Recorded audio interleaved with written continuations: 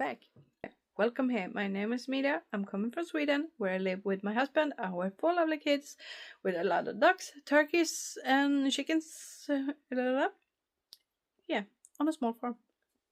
Now we're going to have a drink. And I will try not to kill the camera. I will try to not do. And yes, I'm still wearing my pajama pants. That's the greatest things to staying home. You can wear your pajamas pants. And you can also wear them when you do the farm chores. It goes so great, I promise. If you have not tried it, try it. You can even go to the store in them. So we are going not to talk about pajama pants, even though they are the most comfortable. We are going to talk about knitting, of course. And we have one finished object. Ta-da! It's finished! And she loves it. Alva loves it. If you have not been watching my latest podcast episode or my vlogmas, this is the Halibut sweater from Caitlin Hunter. And as you might realize, if you not know that pattern, it's meant for only adults and not for kids. Alva is 6 years old, and it's also meant for DK weight yarn and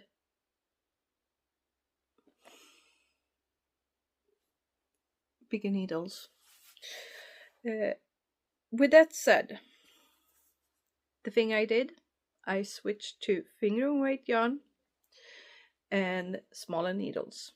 So I have cast on the smallest size with 1 strand of Drops Fable and 1 strand of Drops Kids Silk Mohair on needles, 2.5 for the neck, 2.75 for the body, and then 2.5 for the cuffs and hem ribbing, of course. But the thing I was planning for a turtleneck, as I said before, and with that said, when it was finished and she was trying it on, I realized quite fast with the turtleneck she's going to get trapped in her earrings, and she did. Sorry, I have this weird hiccups. I still think it's something with my new medication to do. Heartburn and hiccups. So I decided quite fast that I needed to do something about that. So I did a double folded neck instead. So I have actually stitched it down. Yeah, I know I need to cut my yarn tails. I do have a problem with that. That's a thing that I'm not good at.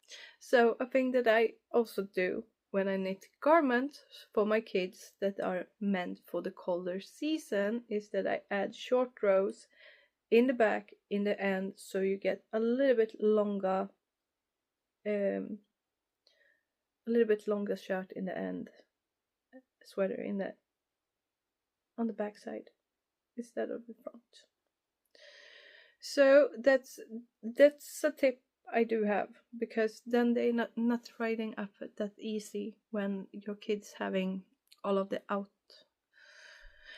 outdoor clothes like winter pants or the jackets and stuff like that. So that's a very good tip, and that tips I actually got from my grandma because she had adapted that to almost every sweater that she had made for her grandkids. So I'm one of them. I do know, like, all of my knitted sweater that I have when I was a little girl had this longer back, And I really liked that. I really did. So I actually did do that for my wild posy, because my wild posy I do wear a lot in the winter. I often do use that when I skiing. So that's a very good tip, and I feel evil if I don't share it if you have not been thinking of it, because it's a very good tip. It don't take any time. It almost take not that much yarn, so you probably will be good anyway. So the Halibut sweater for Alva is finished, and that's one finished object now, and I feel a little bit empty, but I do actually work on something else too, and that's a thing that I have been working for a very long time now, and yeah, I have not been talking about it because I have kept it a little bit of a secret, but now it's soon to be released. And it is, of course, a new sock pattern. And this time around, here's my other sock patterns. When I have done those, I have designed them on my needles when I have got as I go, and then I've been writing down the pattern as I go, and also doing the charts as I go with the color work. But this time around I didn't. I actually started to write the pattern before I even started knitting the sock. But now I have started to written this, I have started to knitting the sock, and damn, you know when you do something like you are imagining one thing in your head and then you do it, and you realize the thing when you have take it from a thought to actually making it, and it turns out as you have been planning it in your head. You know that feeling? That's what's happening here. And I just needed this little bit of positive things happened, because I have been so happy when I started to knit this one and realized that this is actually working. And it's not going to be a colorwork sock this time. I will give you a sneak peek on it, but first and for all, we need to talk about the name of the sock. As you know, if you're a returning viewer, that I have a huge thing for Nordic folklores and Nordic mythology. That's a thing for me. My first sock pattern I did was actually that I released was Näcken, but I tried to do another one that was called Skogsrået. Both Näcken and Skogsrået are two Nordic. I'm not Nordic, it's Swedish anyway. Folklore. So if you ask anyone here in Sweden that coming, I will do actually reserve myself a little bit, that are coming from Sweden or had been going to school in Sweden, that are now in the late 20s, the late 20 years old. Maybe from the age 25 and older. If you ask them about Näcken and Skogsrået, they will know. They will know. And most of our Swedish folklores, Nordic folklores, goes out to that you are going to be tricked to go to something, and then you're going to be killed. Like Näcken. He is a man that are sitting naked in a stream and playing the most beautiful music to draw kids to him, so they go and drown in the stream. And then you have Skogsrået. She is the most beautiful woman you can imagine with the most gentle voice that are drawing men to kill them in the forest. That's Swedish folklore, my friends. That's the reason of the Swedish folklore. Way back in time, we were telling the stories for our kids to keep them away from the streams, to keeping them away for going into the forest too deep. Instead of actually explaining the dangerous thing with actually going to a very fast moving water source, white water, in a stream that can kill you in seconds, we are telling them the story about the bad guy who's going to drown you. And yeah, women will kill their husbands. That's the main reason with the skogsrået. Yeah.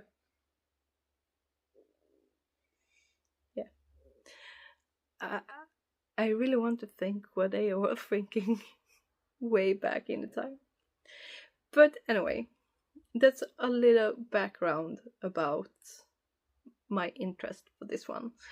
But now we are taking it a step further.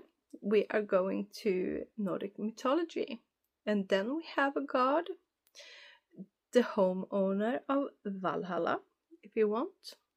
And Valhalla, that's the place that our Vikings believe they are going when they die in battle, or if they die in a very other happy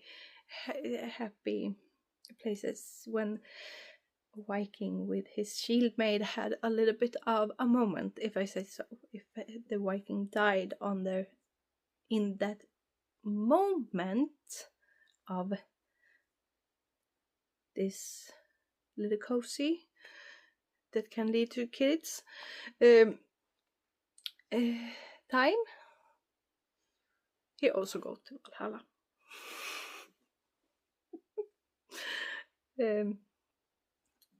You know, talking about stories, you know.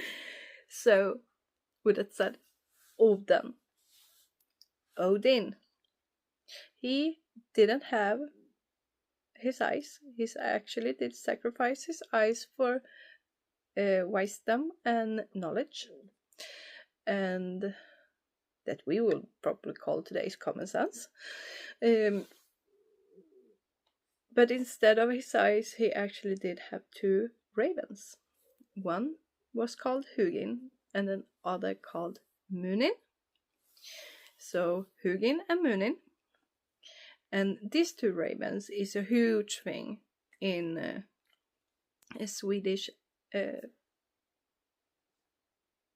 Nordic mythology, but also a little bit, it's something very known about Swedish people, these two ravens and Odin and Valhalla and the Vikings, and somewhere we still wear a lot of pride in our Vikings, I think. And that area of our history, the Vikings, is our proudest area, I do believe. And I think the reason for that one is because we have romanticized the Vikings, we have glorified the Vikings a lot, so it's a good part of our history that actually our kids been drawn to, because it's a bit dangerous, it's a bit fun, it's a little bit of interesting, but not so much, so we take a little bit more and make them this brutal people instead. And yeah, enough said about that. The Swedish kids and the Swedish people are liking the Vikings. With that said, this sock is going to be called The Story About Hugin and Munin, the two ravens of the god Odin, or Odin. You can choose what you prefer to call him. But here in Sweden he's called Oden. Oden. And I have been thinking a lot about this pattern. Because when I did Skogsrået, this is the sock, here we go, that didn't make it to actually be a pattern. It was a fun idea. I had the feathers, but the Skogsrået has nothing to do with the feather. But yeah. The feathers are something that do represent our ravens. It would be black feathers though, of course. But this is not going to be black feathers, but it's going to be feathers, but it's not going to be color work. But here you go, a little sneak peek. So somewhat feathers, and now I see my camera just, it don't want to focus. The main reason why I didn't do it as color work, because I started to design this first of all on my needles, and then I did in the beginning of last winter. And I was trying to set the feathers going a little bit like 2 rows below each other in a wave type of thing. As you might realize with Skogsrået, I had a feather goes around the leg. That was a horrible idea, because that made it so tight that you couldn't pull it over your feet, because it was a lot of float catching. It was a lot of catching, carrying your yarn around and all of that. So it became way too tight. Way too tight. I threw that idea. And also I didn't thought this was right. It was not the right pattern for that name. So Skogsrået is still something that I am working on though, very highly. But I wanted the feather, and I wanted something to do with these 2 ravens. And I did. So here we are now, with texture. And we shall see. Hopefully this pattern will be released somewhat next week or so, maybe 2 weeks. It depends a little bit about my time, because I have a few changes I need to do in the pattern, but otherwise I'm good. And then I do need to do some photo shooting, a little bit about that. And yeah, so that's the thing I have been working on for now. I do actually also working on repaint my winter rims for my car, but yeah,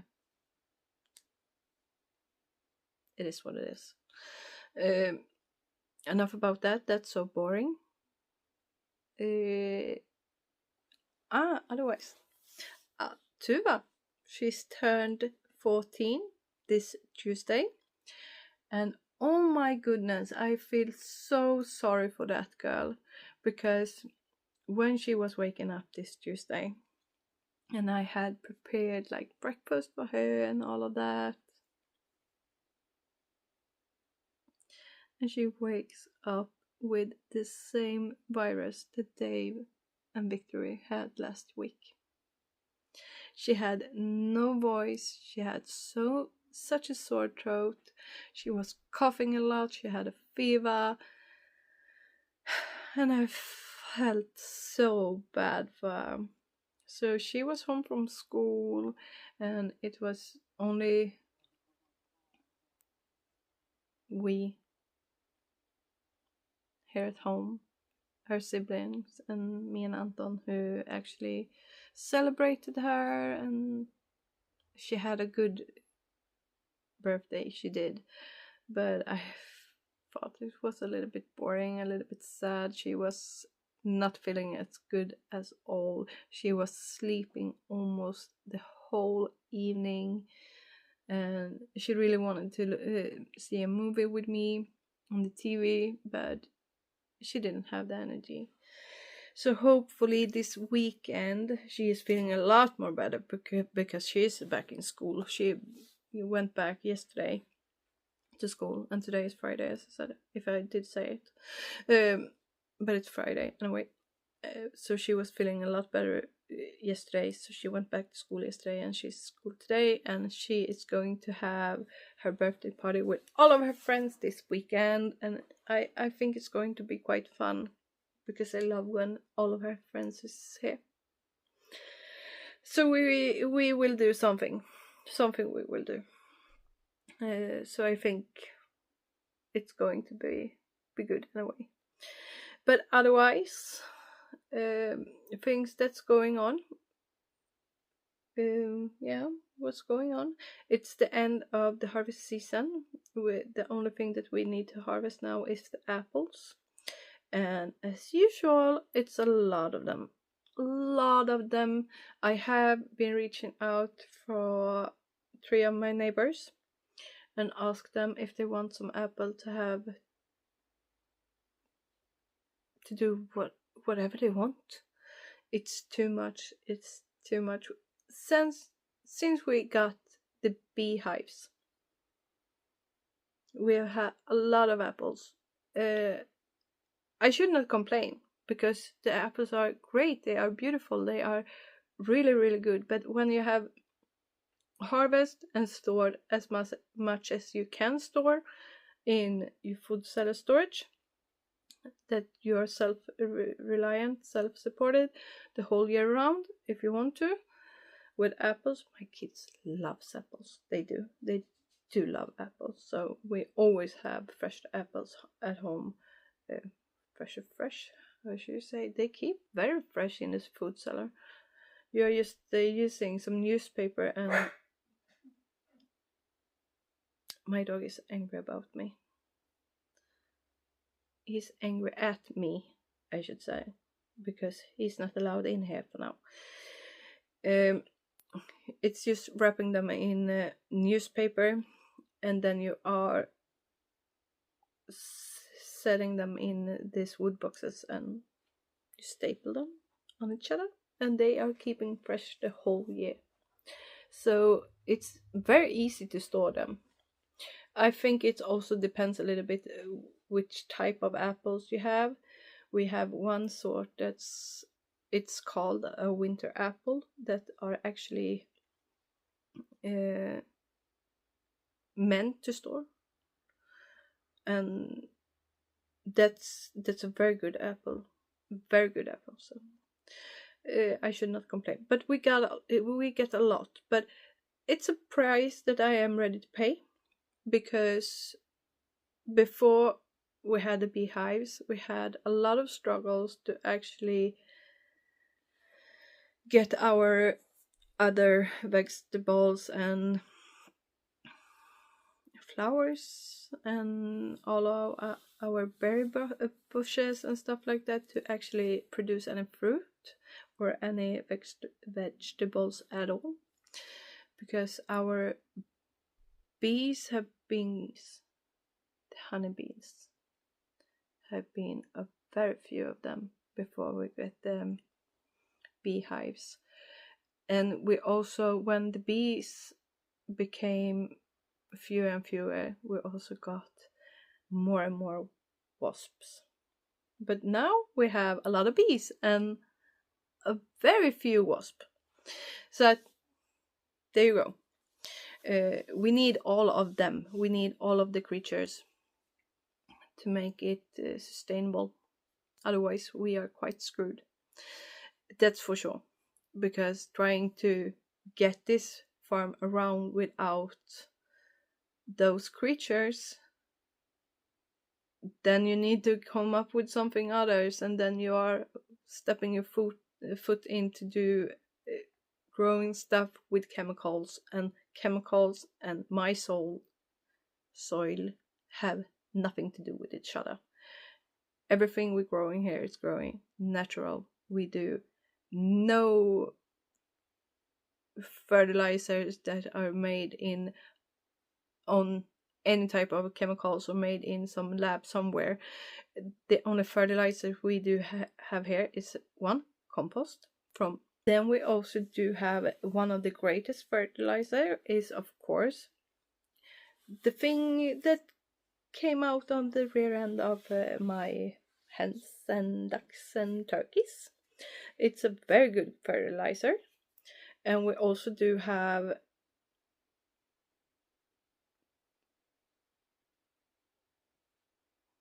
I have some buzzing sounds in my house, and I cannot put my finger where it's coming from. It's had going on the whole day today, and I'm starting to be nuts about it.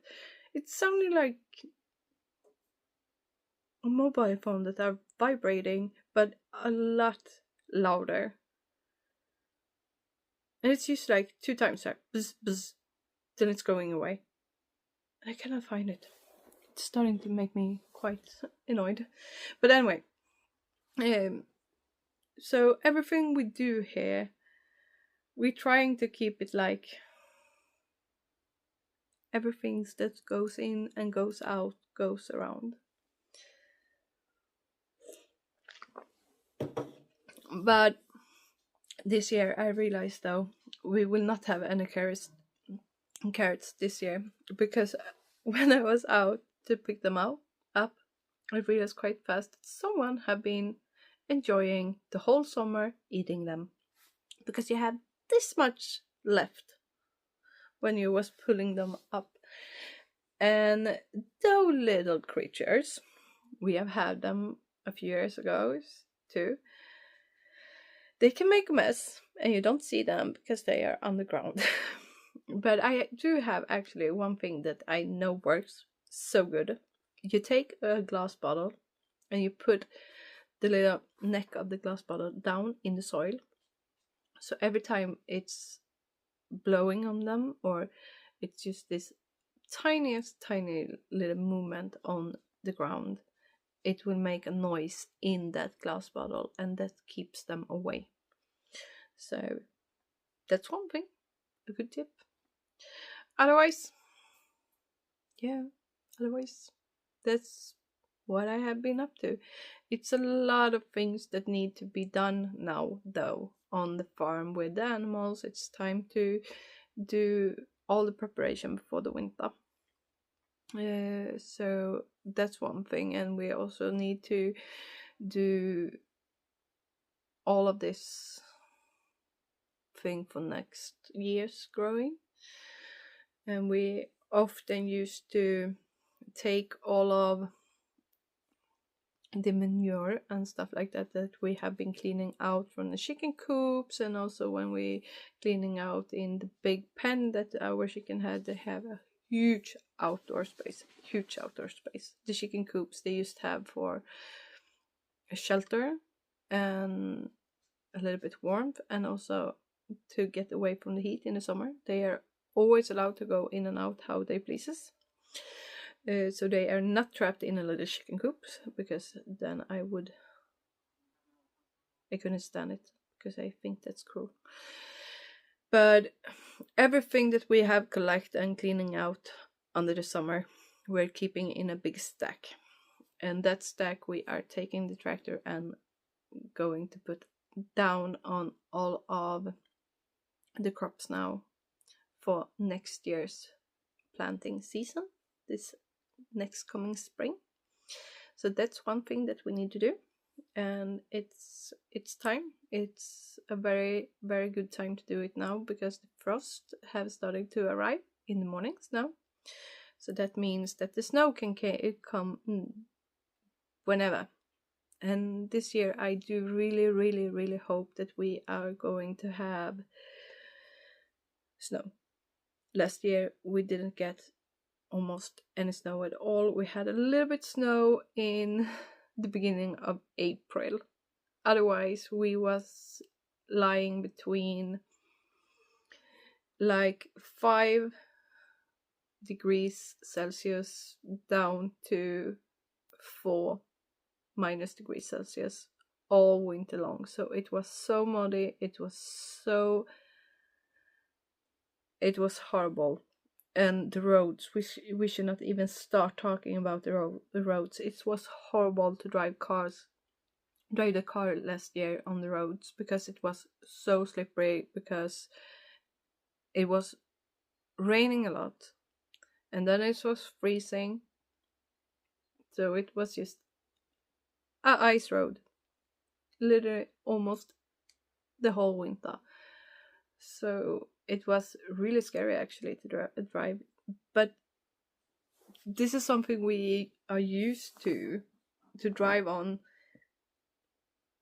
but not in this type of extent, because I cannot remember the last time we actually didn't have some type of snow in December. And I cannot remember that we had a single day that it actually was snowing. So it was a very bad winter. I love winter because I love the snow, so I was pretty sad. So this year I hope it will be colder. I hope it will be snow, because we need that too. We need that too. We do. Otherwise, that's all the thing that's going on. I do not gonna talk about any bad things or stuff like that, because I feel I am in a very good mood today, so we are not going to talk about any negative feelings right now. So we will just go on. Now I will make a cake for the teenager that will arrive this weekend, and I will see you next week, and I hope you have a lovely weekend. Bye bye.